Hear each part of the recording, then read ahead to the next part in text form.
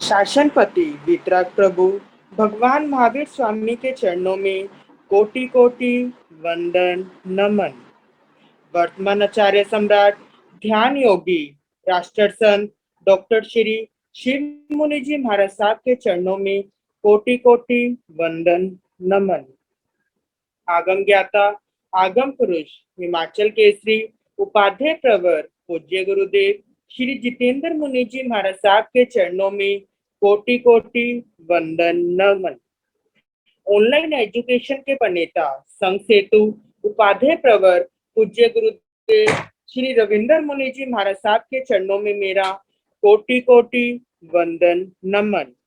Online education में पधारे हुए सभी गुरु भगवान एवं भगवती स्वरूपा महासाध्वियों के चरणों में मेरा कोटि कोटि वंदन नमन। आज ज्ञानदाता आगम प्रदाता पूज्य गुरुदेव श्री जी की प्रत्यक्ष वंदना का लाभ ले रही है सरल आत्मा सदगुरु वर्या श्री मंजुला जी महाराज की सुशिष्या आगम रसिका साध्वी श्री प्रेक्षा जी महाराज साहब।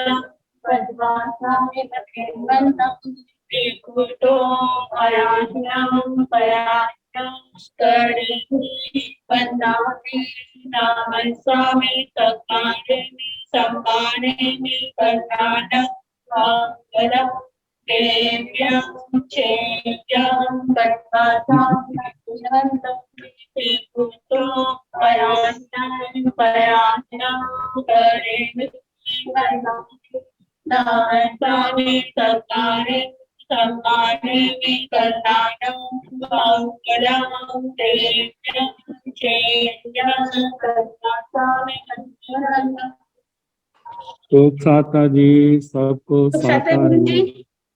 हाँ जी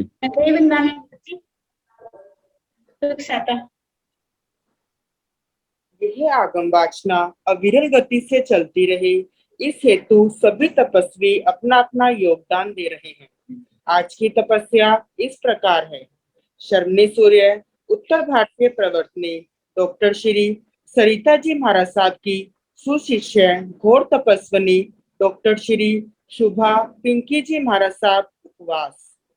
शर्मणी गौरव प्रज्ञा ज्योति डॉक्टर शिवाजी महाराज की सुशिष्य साध्वी डॉक्टर शैली जी महाराज साहब उपवास। शर्मणी गौरव प्रज्ञा ज्योति डॉक्टर शिवाजी महाराज साहब की सुशिष्य साध्वी सुचिता जी महाराज साहब उपवास। शर्मणी गौरव प्रज्ञा ज्योति डॉक्टर शिवाजी महाराज साहब की सुशिष्या साध्वी श्री शैलजा जी महाराज साहब उपवास। साध्वी श्री करुणा जी महाराज साहब उपवास। तप राधिका साध्वी श्री हितांशी जी महाराज साहब उपवास।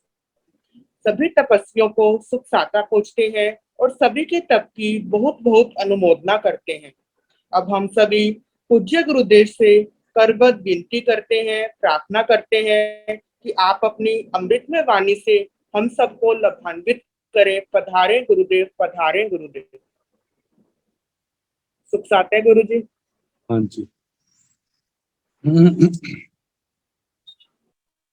नमो अरिहंताण नमो सिद्धाण नमो आर्याण नमो ओवध्यायाण नमो लोय सव साहोण ये सो पंच नमोकारो सव पावकणासनो मंगलानंत संवेदन परमं हवै मंगलम।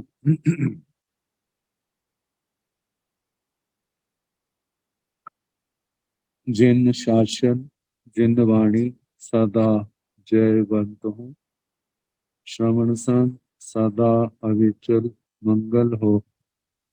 मुक्ति को प्राप्त श्रमण भगवान महावीर स्वामी उनकी परम पावन कल्याणी भागवती वाणी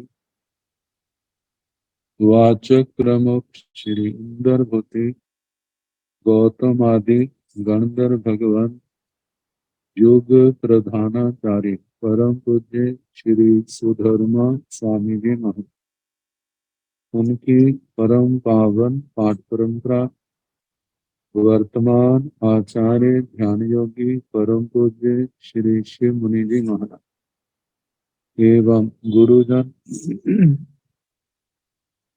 सबके पावन चरण सरोजों में मेरा अनंत अनंत बार वंदना, नमस्कार।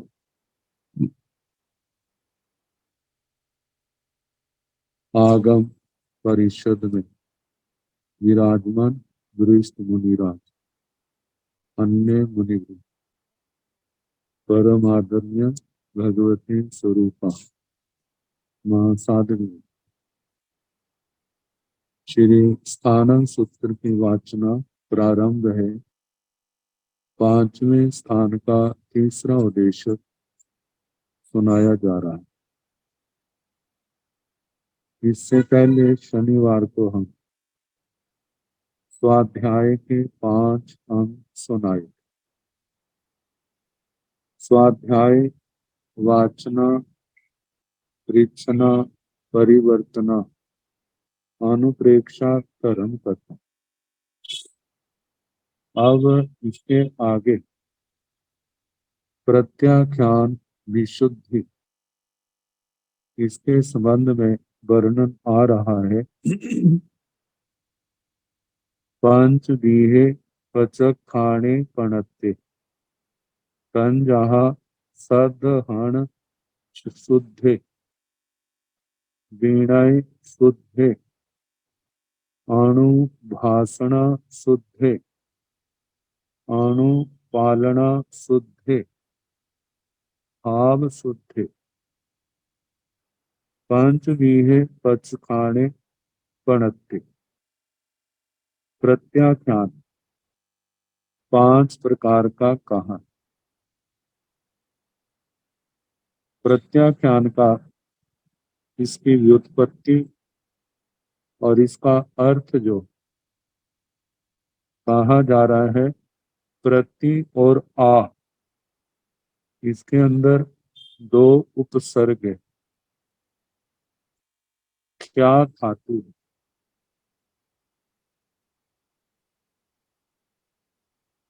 प्रति का अर्थ जो है वो निषेध अर्थ में आता है। आ का अर्थ मर्यादा है।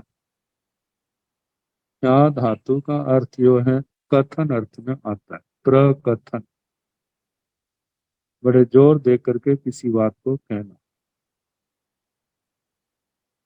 तो प्रत्याख्यान इस शब्द की मतलब ल्युट प्रत्यय हुआ है और व्याकरण की प्रक्रिया करने से प्रत्याख्यान शब्द बनता है। तो व्युत्पत्ति से जो अर्थ हमें प्राप्त होता है, मर्यादा पूर्वक किसी भी पदार्थ का परित्याग करना, किसी बात को छोड़ना, लेकिन छोड़ने के पीछे ज्ञान, सच्ची समझ का होना बहुत जरूरी। उसका परित्याग करना जो मोक्ष मार्ग में विघ्न हो, जो संसार वृद्धि का कारण, उनका परित्याग, और जिसका परित्याग करने से हमारे ज्ञान, दर्शन, चारित्र, तप में वृद्धि हो, जिसके कारण संबर निर्जरा, इसकी ज्यादा से ज्यादा आराधना। तो प्रत्याख्यान का मूल लक्ष्य हमारा संसार परिभ्रमण मिटे, कर्मों के बंधन कटे, नए कर्मों का बंध रुके, ऐसा ही प्रत्याख्यान परित्याग सार्थक है। इस प्रत्याख्यान से संसार वृद्धि हो, लक्ष्य की दूरी बढ़े, जो हमारा मोक्ष सिद्ध गति लक्ष्य है उसकी दूरी बढ़े, वो प्रत्याख्यान सार्थक नहीं। तो जहाँ उसी प्रत्याख्यान का वर्णन है जो हमारे संसार से तरने में सहयोगी, तो इस प्रत्याख्यान के 5 भेद कहे, 5 प्रकार का प्रत्याख्यान। तंजहा, जैसे कि सदहन शुद्ध, श्रद्धान शुद्ध, कोई भी प्रत्याख्यान है उसके साथ श्रद्धा का होना बड़ा जरूरी। और जहाँ श्रद्धा है, इसका मतलब उस प्रत्याख्यान के साथ हमारा मन भी जुड़ा हुआ, भक्ति से लगन से हम कर रहे, और जो मन से किया जाता है उसका परिणाम भी अद्भुत अपूर्व होता है। कहा जाता है जिस क्रिया के साथ मन जुड़ जाता है वहां सफलता की संभावना बहुत बढ़ जाती है, और जिसके साथ मन नहीं, वो अच्छी क्रिया भी हो तो वो असंगी क्रिया ही कही जाती है, क्योंकि उसके साथ मन नहीं। तो पहला श्रद्धान शुद्ध, दूसरा है विनय शुद्ध, विनय शुद्ध,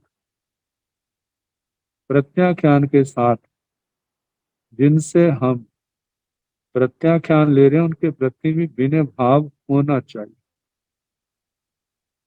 तीसरा अणुभाषण शुद्ध, अनुभाषण शुद्ध, इसका मतलब जब गुरुजन प्रत्याख्यान का पाठ पढ़ के बहुसिरे कहते हैं तो शिष्य उसके साथ बहुसिरामी ऐसा आदर के साथ शब्दों का उच्चारण करे। चौथा है अनुपालना शुद्ध, अनुपालना शुद्ध, बड़े ध्यान से प्रत्याख्यान का पालन कर, चाहे कैसी कैसी तकलीफ आए, कष्ट आए, उसको पूर्ण रूप से पालन करने का प्रयास करें। और पांचवा है भाव शुद्ध, भाव शुद्ध, भाव शुद्ध का मतलब प्रत्याख्यान के पीछे हमें लोकेशना,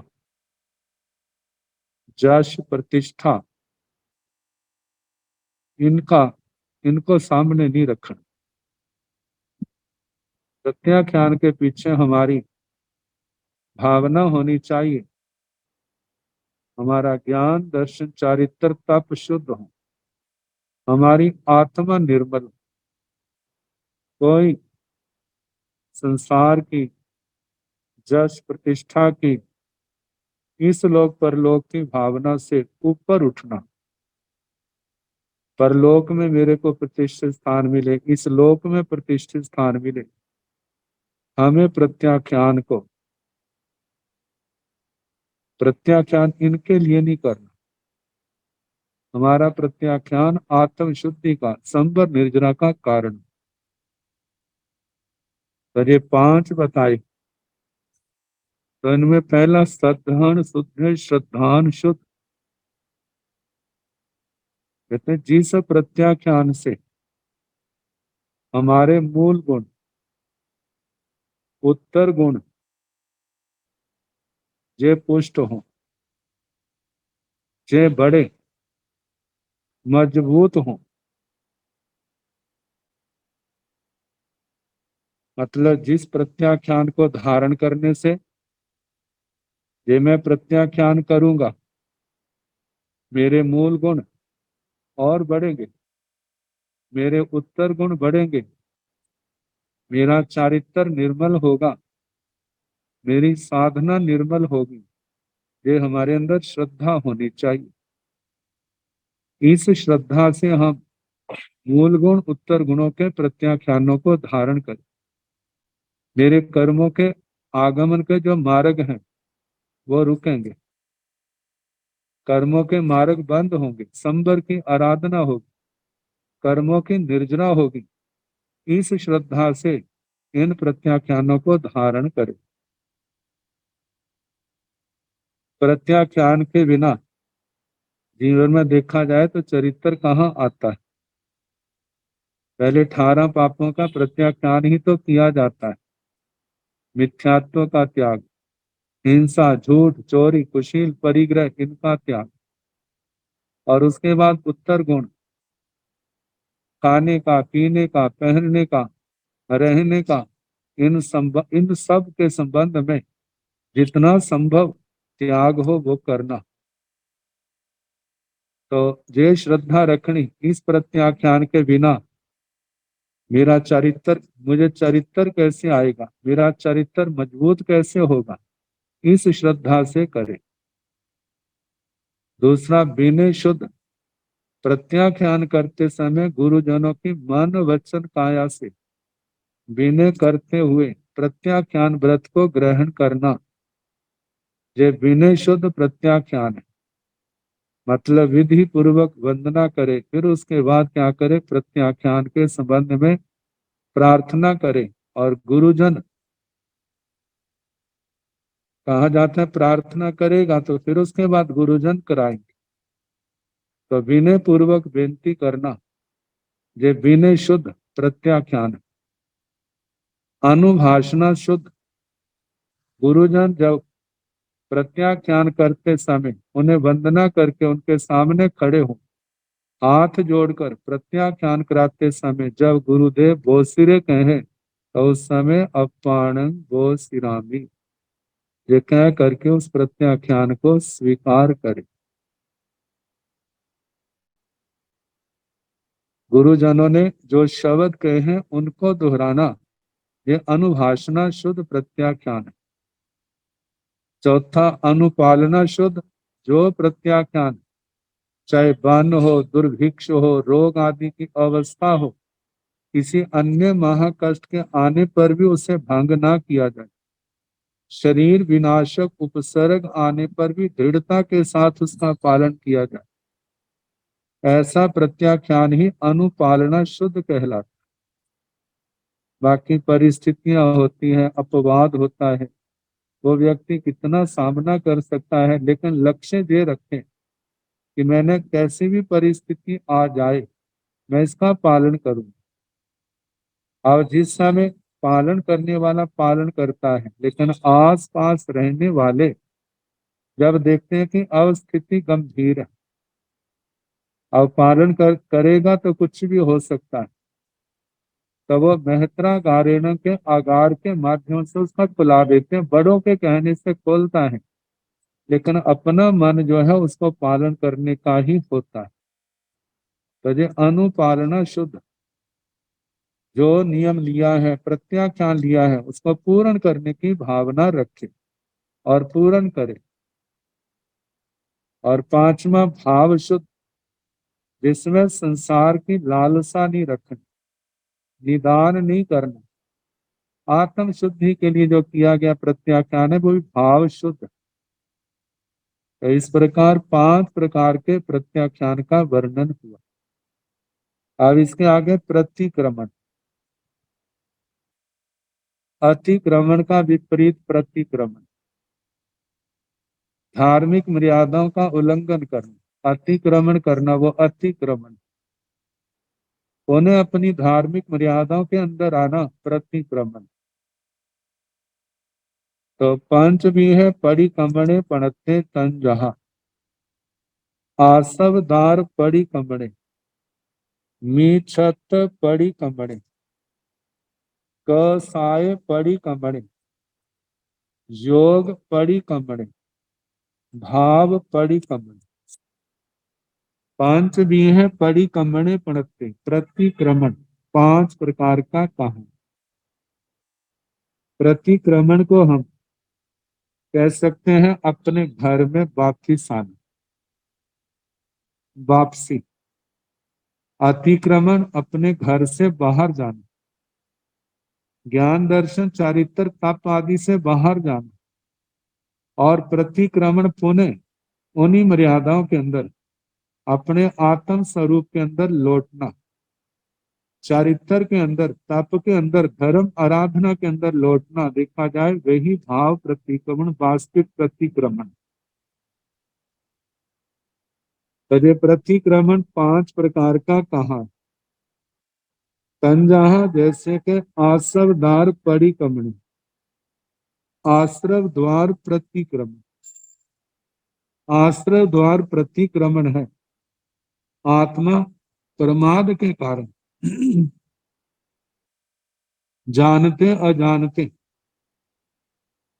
संबर द्वारों से हट करके आश्रव द्वारों की ओर आंशिक रूप से या सर्व रूप से प्रवृत्ति हुई, और जब एहसास हुआ, अपनी गलती का बोध हुआ, आत्म कल्याण की उत्सुकता, उसी समय अपने उसी मर्यादा के अंदर वापिस आता है। जो उल्लंघन किया था उसकी मिच्छामि दुक्कडम होने में उसी मार्ग को स्वीकार करता हूं।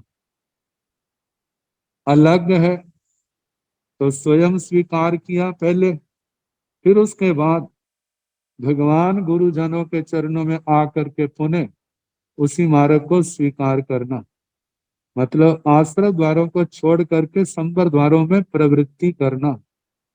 ये क्या है? आश्रय प्रतिक्रमण। मिथ्यात्व परिक्रमण, मिथ्यात्व प्रतिक्रमण। जब आत्मा मिथ्यात्व के उदय से भगवान के मार्ग की प्रति श्रद्धा को छोड़ देता, बाद में कभी किसी समय अंत प्रेरणा से या किसी व्यक्ति की प्रेरणा से अपनी गलती का एहसास होता है, तो उसके बाद मिच्छामि दुक्कडम करता हुआ उन्हें भगवान के मार्ग को श्रद्धा से स्वीकार करता है। जैसे निम्नों का वर्णन आता है, जिसको अपनी गलती का एहसास हुआ, मिच्छामि दुक्कडम के साथ उन्हें इस मार्ग पर आए, बाद में भगवान और गुरुओं के चरणों में उपस्थित होकर के प्रायश्चित लेकर के अपना शुद्धिकरण किया और मोक्ष मार्ग पर गतिशील हुई। तो मिथ्यात्व का प्रतिक्रमण, मिथ्यात्व से पीछे हटना और सम्यक्त्व को प्राप्त करना। सम्यक्त्व भगवान के मार्ग को स्वीकार करना, श्रद्धा से, आचरण से, और जो संसार का मार्ग मिथ्या धारणाएं अपने दिल दिमाग में धारण की थी उनका परित्याग करना, वे मिथ्यात्व प्रतिक्रमण। तीसरा है कषाय परिक्रमण, कषाय प्रतिक्रमण। कषाय मोहनी के कारण अपने प्रशम भाव को छोड़ करके कषायों के अंदर आ गया। जब कषाय ठंडे पड़े, अपने आप या दूसरे के द्वारा प्रेरणा देने पर अपनी गलती का एहसास हुआ, मिच्छामि दुक्कडम के साथ कषायों का प्रतिक्रमण किया, आत्म शुद्धि की और पुनः भगवान के मार्ग पर आरूढ़ हुई। कषाय प्रतिक्रमण, विभाव से स्वभाव में आए। चौथा है जोग परिक्रमण, योग प्रतिक्रमण। मन वचन काया, जब इनकी प्रवृत्ति अशुभ योगों में चल पड़ती, अशुभ योगों में प्रवृत्ति कर रहा है, लेकिन जब एहसास हुआ स्वयं या दूसरे के द्वारा, तो पुनः उन अशुभ योगों को छोड़ करके धर्म योगों के अंदर आ गया। तो अशुभ योगों से धर्म योगों में आना, अशुभ योगों से निवृत्त होना, शुभ योगों में प्रवृत्ति करना, ये क्या है? योग प्रतिक्रम। आगे भाव परिक्रमण, भाव प्रतिक्रम। अपने अशुभ कृत्यों की आलोचना मन से करना, निंदना गर्हना करना, प्रमाद का पुण्य सेवन न करना, ये भाव प्रतिक्रमण। एक तो वह है केवल जवान से कह दिया मैं प्रतिक्रमण करता हूं, उनको छोड़ता हूं, लेकिन मन से तैयार नहीं है, मन से नहीं छोड़ता, वो केवल वाणी का ही प्रतिक्रमण है, मन का नहीं। जब अंतःकरण से हट भी जब पीछे वापस आ गया और इस धर्म मार्ग के अंदर चल रहा है और उस पाप संसार के मार्ग की ओर जरा भी ध्यान नहीं देखा जाए, तो सचमुच में वो भाव प्रतिक्रमण है। तो कहते हैं प्रमाद का त्याग करके अपने स्वरूप में लौटना ही भाव प्रतिक्रमण। कहते हैं जैसे आंख में पड़े हुए रज कण वो हर समय परेशान करते हैं, ऐसे जो साधक अप्रमत्त है उसको अपने दोष भी वैसे ही महसूस होते हैं। जब तक छोड़ता नहीं तब तक उसको शांति नहीं पड़ती। तो इस प्रकार 5 प्रकार के प्रतिक्रमण का वर्णन हुआ। अब इसके आगे सूत्र वाचना,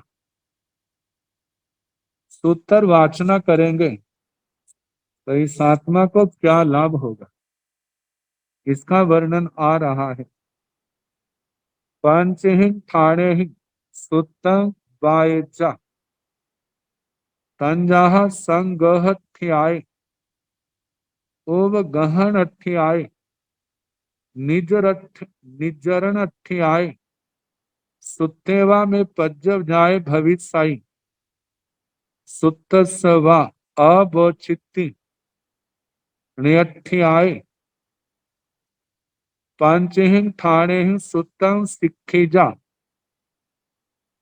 तंजाह नानठ्याय दंसनठ्याय चरितठ्याय भुगह विमोयनठ्याय अहत्थे वा भावे जानिसामी तिकट्टु। इस पाठ में 2 सूत्र आए।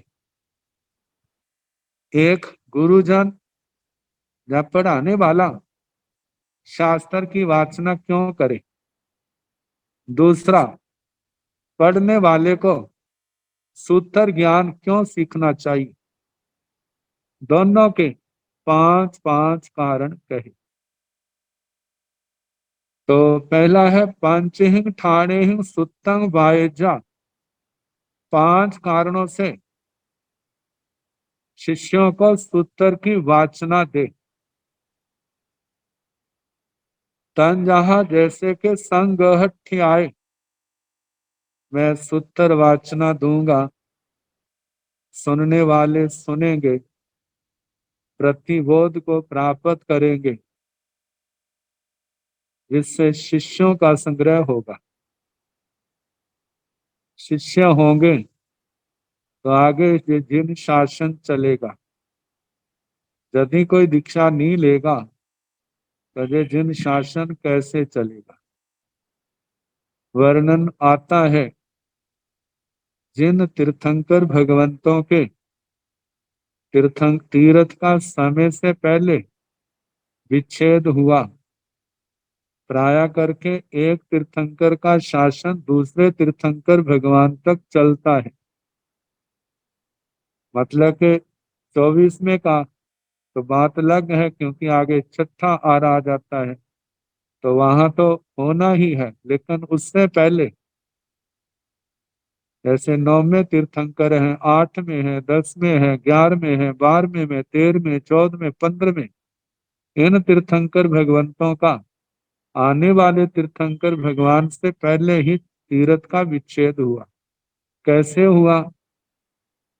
कहा जाता है श्रावक श्राविकाओं के जो आगे बच्चे हैं उन्होंने धर्म को स्वीकार नहीं किया, उन्मार्ग पर चल पड़े। साधु साध्वियों के पास किसी ने दीक्षा नहीं ली, जब दीक्षा नहीं ली तो शास्त्र वाचना रुक गई, जब आगे कोई भी नहीं हुआ तो तीर्थ का विच्छेद हो गया। तो कहा जाता है जब मैं शास्त्र वाचना करूंगा दूसरे लोग सुनेंगे। कहा जाता है सारे सुनने वाले दीक्षा लेंगे ऐसा संभव थोड़े है। चलो उनमें से कुछ भी लेते हैं, साधु जीवन को स्वीकार करते हैं, जो तीर्थ चलता रहे। तो शिष्य परिवार के संग्रह को ये लक्ष्य लेकर के शास्त्र वाचना करे। वाचना करने वाला ये स्वार्थ की भावना ना करे, जे ना करे मेरी सेवा होगी।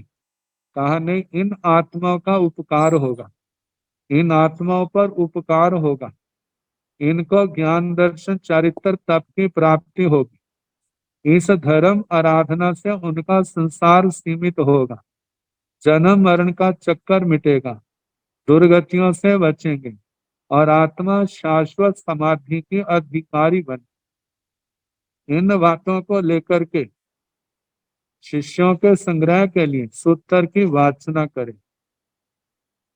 दूसरा कारण कहा उपगहन अध्याय, उपग्रह शिष्य वर्ग पर उपकार की दृष्टि से इनके अंदर सम्यक ज्ञान का प्रकाश होगा, तत्व की जानकारी होगी, श्रद्धा शुद्ध होगी, चारित्र निर्मल होगा, तपस्या करने की भावना बैठेगी, इनके कर्म कटेंगे, संसार को तरने के अधिकारी बनेंगे, दुर्गतियों से बच जाएंगे। इन भावनाओं को सामने रखते हुए शिष्यों को वाचना दे, उन पर अनुग्रह करने की। तीसरी बात निजरण आए, निर्जना के लिए कहा जाता है जिस समय आगम वाणी की वाचना दी जाती है, मन योग काय के योग जो है एकाग्र होते हैं, भावनाओं में निर्मलता होती है, कर्मों की महान निर्जरा होती है। क्योंकि कहा जाता है स्वाध्याय के समान कोई दूसरा तप नहीं। तो वाचना पृच्छना परिवर्तना आदि ये पांचों स्वाध्याय के अंग हैं। इस आत्मा के महान उपकारी हैं। आत्मा के अज्ञान के अंधेरे को नष्ट करने वाले। तो वाचना से मेरी भी कर्मों की निर्जरा होगी, सुनने वालों की भी कर्मों की निर्जरा होगी, आरत ध्यान रौद्र ध्यान से बचाव होगा, धर्म ध्यान में प्रवृत्ति होगी। इन भावनाओं को सामने रख करके निर्जना का लक्ष्य रख करके वाचना देने वाला वाचना दे। तीन कारण हो गए, संग्रह, उपग्रह, अनुग्रह और निर्जरा। चौथा कारण है सुत्ते वा में पज्जव जाए भविष्य, मेरे पास सूत्रों का ज्ञान और विशिष्ट होगा। पर्यवजात जैसे ईख आदि के पर्व होते हैं, वाचना से, परिवर्तना से, अनुप्रेक्षा से सूत्रों के अर्थ जो है और स्पष्ट होते हैं। एक एक शब्द के अनेक अनेक अर्थ कैसे समाये होते हैं।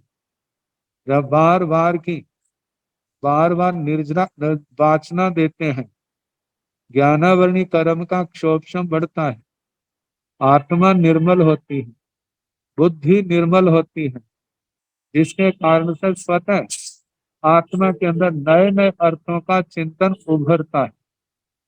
तो मैं वाचना दूंगा, मेरा क्या होगा, जो शास्त्रीय ज्ञान है और स्पष्ट होगा। क्योंकि विद्या व्यवहार में आता है, विद्या देने से बढ़ती, बांटने से बढ़ती है और नहीं बांटने से कटती। तो इस दृष्टि से मेरा सूत्र ज्ञान निर्मल होगा, उसमें विशेषता आएगी, इसलिए सूत्र की वाचना दे। पांचवा कारण, सूत्र से व अवचित्ती नयत्थ्याय, सूत्र के अव्यवच्छित्ति नयार्थ मतलब के सूत्र ज्ञान का विच्छेद ना हो। ये सूत्र ज्ञान की परंपरा निरंतर उत्तरोत्तर आगे से आगे बढ़ती जाए, सूत्र ज्ञान का विच्छेद न हो जाए। देखा जाए तो ये सूत्र ज्ञान संघ का आधार है। जहाँ संघ में जो ज्ञान नहीं, वहां पर धर्म की क्रियाएं भी दिन प्रतिदिन कटती जाती है। इसलिए कहा जाता है सूत्र ज्ञान में कभी प्रमाद नहीं करना चाहिए।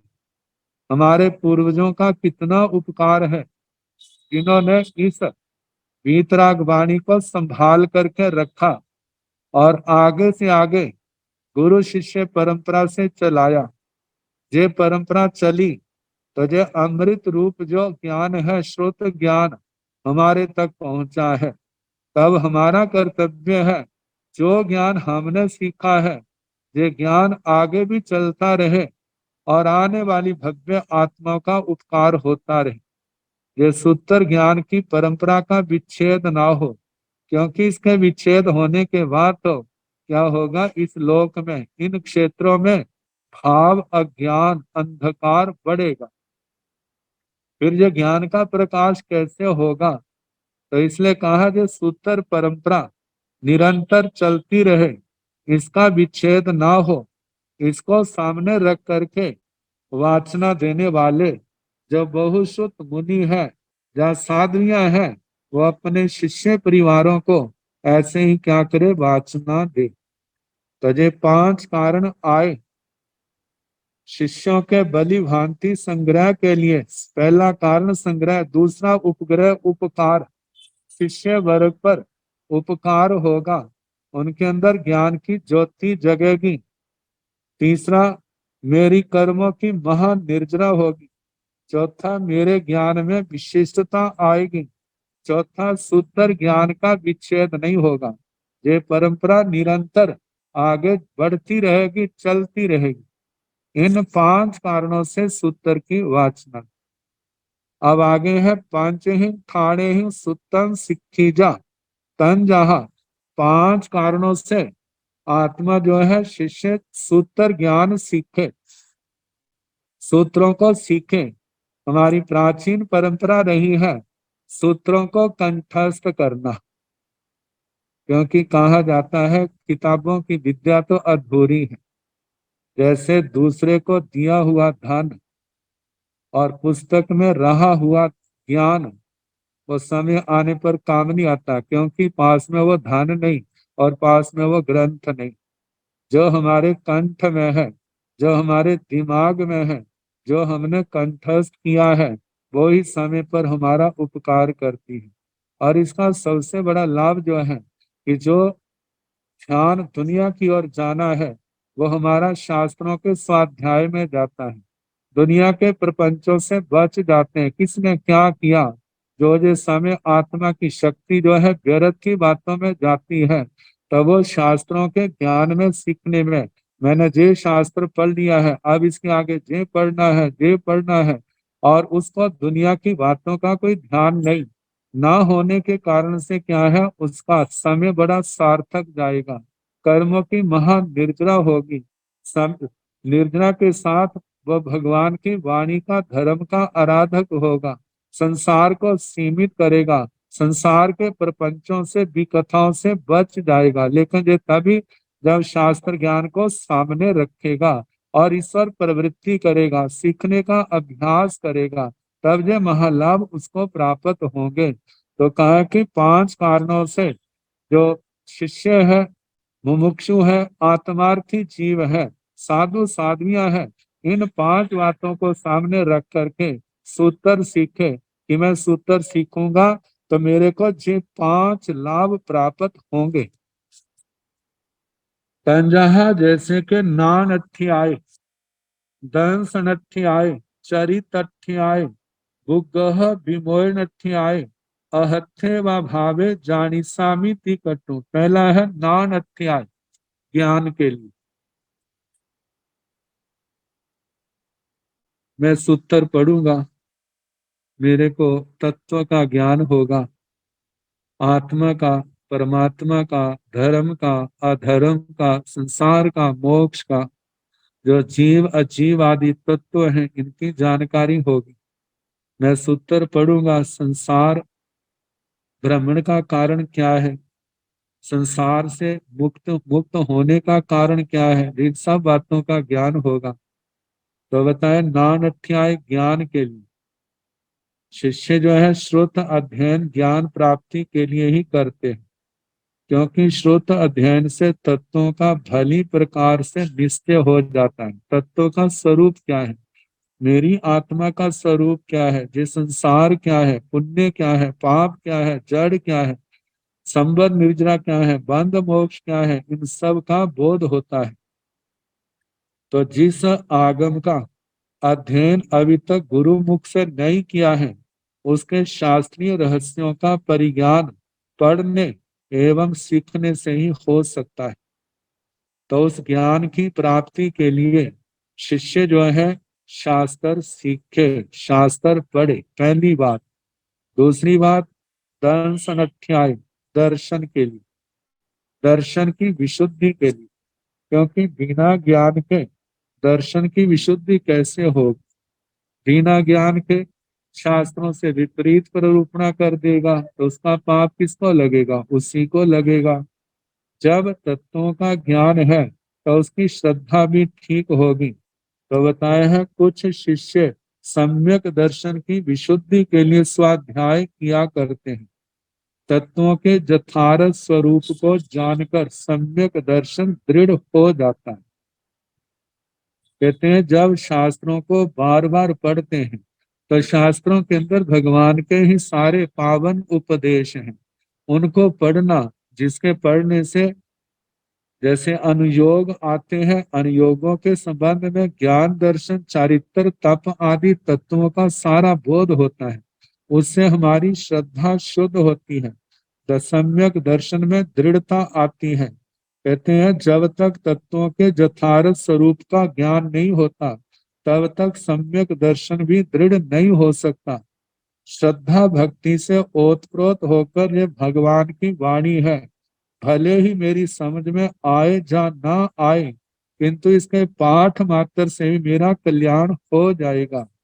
कहेंगे पाठ मात्र से कैसे होगा, कहा पाठ मात्र में ही लगा रहेगा तो दुनिया के झमेलों से बचा रहेगा। और भगवान के जो पाठ हैं इनको करने से ही आत्मा में निर्मलता आएगी। जब दुनिया के झमेलों से बचा रहा, 18 पापों से बचा रहा, तो इससे आत्मा की कितनी निर्मलता होगी। तो कहा आज पाठ करने में समर्थ हुआ हूँ तो कल को मेरे को अर्थ ज्ञान की भी प्राप्ति हो जाएगी। तो इन भावना को रख करके, इन भावनाओं से सूत्र स्वाध्याय करना चाहिए, इस बात का ध्यान रखना। तो कहा जाता कितने साधु साधियां इन्हीं भावनाओं से प्रेरित हो करके हर समय शास्त्र स्वाध्याय में लगे रहते हैं। और जिसमें जब जिस जिस शास्त्र का स्वाध्याय का समय है उस समय वह करना, मानो वो समय नहीं है तो अपनी जो आवश्यक क्रियाओं से निवृत्त होकर के गोचरी आदि से बोल है, थोकड़े हैं, उनके अंदर या शास्त्रों की हिंदी की टीकाएं हैं, उनको पढ़ने में, उन बातों को समझने में उनका अनमोल जीवन का अनमोल समय व्यतीत होता है। तो जिसके कारण से उनकी श्रद्धा में निर्मलता आती है। तो शास्त्र स्वाध्याय का दूसरा कारण दंश अध्याय दर्शन के लिए। तीसरा कारण है चरित्र अध्याय चारित्र के लिए। कहते हैं प्रत्येक आगम का अक्षर, पद, चरण और गाथा ये सब चारित्र की शिक्षा देते हैं, चारित्र का वर्णन करते हैं। आगमों में चारित्र का क्या स्वरूप बतलाया है, चारित्र के सभी अंग उपांगों का वर्णन आगमों में किस रूप से प्राप्त होता है, चारित्र विशुद्धि के क्या क्या साधन बताए गए हैं, किन किन तत्वों से चारित्र उत्तरोत्तर विशुद्ध होता है, निर्मल होता है। किन बाधक तत्वों से चारित्र मलिन दूषित होता है। इन विषयों का ज्ञान प्राप्त करने के लिए कितने साधक हैं, स्वाध्याय करते हैं। हमारा चारित्र निर्मल होगा, इसलिए वो आगम वाणी का स्वाध्याय करते हैं, सूत्र सीखते हैं। चौथी बात कही है, भूगोह विमोह नठ्याय। जो व्यक्ति मिथ्या हठ या विवाद पर अड़े हुए हैं, उनको उस द्वंद से छुड़ाने के लिए श्रुत अध्ययन करना, उन्हें मिथ्यात्व से हटाकर सम्यक दर्शन के साथ जोड़ना, ये भी श्रुत अध्ययन का एक मुख्य उद्देश्य है। श्रुत अध्ययन भी साधक का बहुत बड़ा उपकारक है। जो जीव अज्ञानता से संसार चक्कर में परिभ्रमण कर रहे हैं, उनको उस चक्कर से मुक्त कराने, सन्मार्ग में स्थापित करने, मोक्ष मार्ग पर चलने के योग्य बनाने से बढ़कर और क्या उपकार हो सकता है। मतलब जब श्रद्धा भक्ति से जब शास्त्र स्वाध्याय में लग जाते हैं, तो कितनी उनके प्रश्नों के समाधान अपने आप होने लग जाते हैं। और शास्त्र के अंदर जिसका ध्यान लग गया है, फिर उसके लिए लड़ाई झगड़ा कलह क्लेश इन सब से मुक्ति हो जाती। सोचता है कलह क्लेश में तो कितने घोर कर्मों का बंद होता है, और शास्त्र स्वाध्याय से घोर कर्मों की निर्जना भी हो जाती है। तो इस लाभ को देख करके वे शास्त्र स्वाध्याय की ओर प्रवृत्त होते हैं। पांचवी बात है, अहत्थे व भावे जानिसामी तिकट्टु। कुछ शिष्य शास्त्रों का स्वाध्याय इसलिए भी करते हैं, जिन पदार्थों को मैं नहीं जानता, मैं स्वाध्याय से उन पदार्थों को जानूंगा। द्रव्यों के गुण और पर्यायों से मैं भली भांति परिचित होऊंगा। मतलब मेरे ज्ञान में निर्मलता आएगी, सूक्ष्मता आएगी, विशेष करके मेरा विश्लेषण मतलब विश्लेषण कर सकूंगा, व्याख्या कर सकूंगा, समझ भी सकूंगा, दूसरे को समझा भी सकूंगा। तो इस प्रकार इस बात को सामने रख करके वह शास्त्र सीखता है। तो ये पांच कारण आए। पहला ज्ञान के लिए, दूसरा दर्शन शुद्धि के लिए, तीसरा चारित्र के लिए, चौथा है लड़ाई क्लेश इससे बचने के लिए, इस दूसरे को शांत भी कर सकता है जो अपने पास ज्ञान होगा। और जो ज्ञान मेरे पास नहीं है, वो ज्ञान मेरे को प्राप्त होगा। कहा उस ज्ञान में विशिष्टता आएगी, विशेषता आएगी। तो बताया है पहला नानत्याय ज्ञान आया, और पांचवा विज्ञान की प्राप्ति के लिए। तो इसके संबंध में कहा है कि नानत्याय जिस सामान्य ज्ञान के लिए, और अहत्थे व भावे जानी सामिति जे विज्ञान के लिए, विशेष ज्ञान के लिए। क्योंकि एक शास्त्र को एक व्यक्ति एक बार पढ़ता है, एक अनेक बार पढ़ता है। तो अनेक बार पढ़ने से जो अनेक बार पढ़ने वाला है, उसके ज्ञान में विशेषता निर्मलता आ जाती है। बाकी बुद्धि के ऊपर निर्भर करता है। जिसकी बुद्धि विशेष है, वह एक बार भी बहुत कुछ प्राप्त कर सकता है, लेकिन जब बार बार पढ़ेगा तो उस विशेषता में भी और विशेषता आएगी। और जिसकी बुद्धि इतनी तीक्ष्ण निर्मल नहीं है, तो उसके लिए तो बार बार पढ़ने की आवश्यकता होती ही है। जितना बार बार पढ़ेगा तो उसके ज्ञान में भी विशेषता आएगी। तो इस प्रकार पांच प्रत्याख्यान ख्यान की शुद्धि, पांच प्रतिक्रमण, और पांच कारणों से सूत्र की वाचना दे, और पांच कारणों से सूत्र सीखे, इनका वर्णन आया। अब इसके आगे कल्प विमानों की कुछ ज्ञातव्य बातें हैं।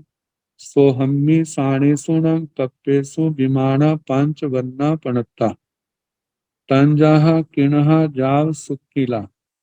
सोहम्मी साणेषु न कप्पेषु विमाना पंच द्वैन सयाय उद्धं उच्चतेन पणत्ता। बम्ब लोग लंतय सुण कप्पेषु देवान भव धारणिज शरीरगा उपकोषेण पांचरयनि उड्ढं उच्चतेन पणत्ता। निरय्याण पांच वन्य पांच रस्य पोगल्ये बंधिंसो वा बंधन्ति वा बंधिसन्ति वा तंजः किन्हे जाव सुक्कीले तित्थे जाव महुरे एवं जाव विमानी। सोहम्मी साणेसु न कप्पेसु, सो धर्म ईशान कल्पों में। विमाना जो विमान है, पांच वर्णा पणता, वे पांचों वर्णों के पाए जाते हैं। मतलब पांचों वर्णों के विमान है। तंजहा जैसे के किणहा काले रंग के, काले रंग के, नीले रंग के, लाल रंग के, पीले रंग के और सफेद रंग के। जाव सुखीला शुक्ल वर्ण। सोहम्मी साणेसु न कप्पेसु, विमाना पांच जोड़ से आय उड्ढम उच्चतेन पणता। सो धर्म ईशान कल्पों में जो विमानों की ऊंचाई है वह 500 जोजन ऊंची कही। बम्ब लोग लंतयसु न कप्पेसु, देवाण भव धार्निज शरीर का उपोषण पंचरैणी उड्डम उच्चतेन पणता। ब्रह्मलोक और लंतक देवलोक, मतलब पांचवें और छठे इन कल्पों में, कप्पेसु कल्पों में, देवान देवताओं की भव धारणीय शरीर, देवों का भव धारणीय शरीर, मूल शरीर जो है उसकी पांच रेणी, पांच हाथ की, पांच रत्नी, रत्नी हाथ को कहा जाता है, पांच हाथ की उड्डम उच्चतीर्ण प्रणता, ऊंची अवगाना कही। नैरियाण पांचवन्य पांचरस्य, पौगल्य बंधिंसु व बंधंती व बंधिसंती व। नारकी जो है पांच वर्ण वाले, पांच रस वाले पुद्गलों को इन्होंने बांधा, बांधते हैं, बांधेंगे। तंजहा जैसे के किण है, काले वर्ण के, जाल सुखीले, वह काले, नीले, लाल, पीले, सफेद रंग के पुद्गलों का वो, मतलब बांधते हैं। और पांच रसों वाले, तित्ते जा महुरे, तिक्खा कड़वा कसैला, मीठा मतलब है खट्टा मीठा कड़वा कसैला तीखा, ये पांच रस के पुद्गलों को बांधा, बांधते हैं, बांधेंगे। एवं चार बीमारियां, जैसे नारकियों का आया पांच रसों वाले, पांच पांच वर्णों वाले, पांच रसों वाले पुद्गलों को बांधा, बांधते, बांधेंगे, ऐसे ही भवनपति वाण, भवनपति पांच स्थावर, तीन विकलेंद्रिय, पंचेंद्रिय, त्रियंच, मनुष्य, व्यंतर, ज्योतिषी, वैमानिकों तक है ना, सब ने पांच वर्णों, पांच वर्ण के और पांच रस के पुद्गलों को बांधा, बांधते हैं, बांधेंगे। अब इसके आगे पांच पांच, मतलब ये विशेष नदियां जो हैं इनके अंदर पांच पांच नदियों का प्रवेश होता है, उनका वर्णन किया है। तो कल जैसे समय होगा कराने का प्रयास किया जाएगा।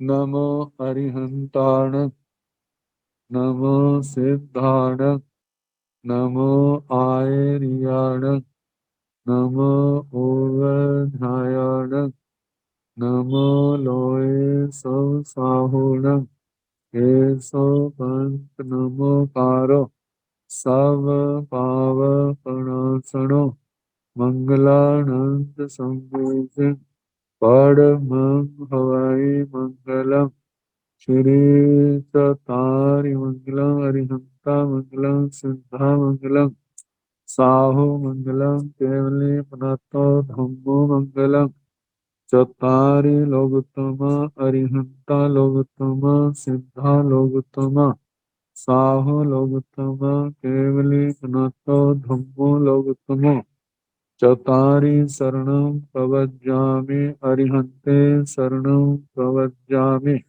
सिद्धे शरणं प्रवज्जामि, साहो शरणं प्रवज्जामि, केवली पुनतं धम्मं शरणं प्रवज्जामि।